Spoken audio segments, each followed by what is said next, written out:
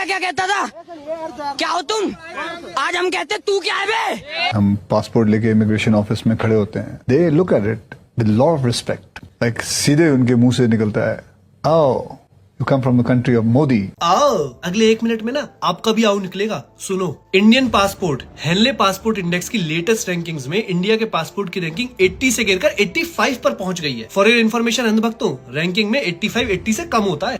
आओ मोदी जी ने भारत का विदेशों में डंका बजा दिया है। अगर ऐसा है तो उसका मतलब फिर इकोनॉमिक टाइम्स झूठ बोल रहा है, क्योंकि इकोनॉमिक टाइम्स की रिपोर्ट के अकॉर्डिंग 2023 में 2,15,000 लोगों ने अपनी इंडियन सिटीजनशिप सरेंडर की थी। अरे तो इसमें मोदी जी क्या करें, बाकी सरकारों ने भी क्या कर लिया। 2006 में जब बीजेपी की गवर्नमेंट नहीं थी तब हमारे पासपोर्ट की रैंकिंग 71 थी और अब अमृत काल में हमारे पासपोर्ट की रैंकिंग 85 पर पहुंच गई है। आओ नंबर 1 पर सिंगापुर और जापान है, जिनके लोगों को 190 देशों में वीजा फ्री एंट्री अलाउड है।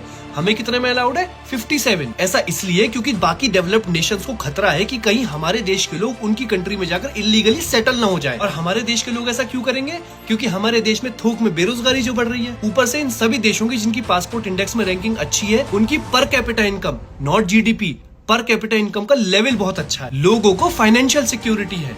आओ अब निकला आओ, अपनी आंखें खोलो और आंख बंद करके ना इस विदेशी डंके पर भरोसा करना बंद कर दो। और अगर अब भी भरोसा नहीं हो रहा तो अमेरिकन एम्बेसी के बाहर देख लेना, लंबी लाइन लगी होगी, आंखें खुलेंगी नहीं फट जाएंगी।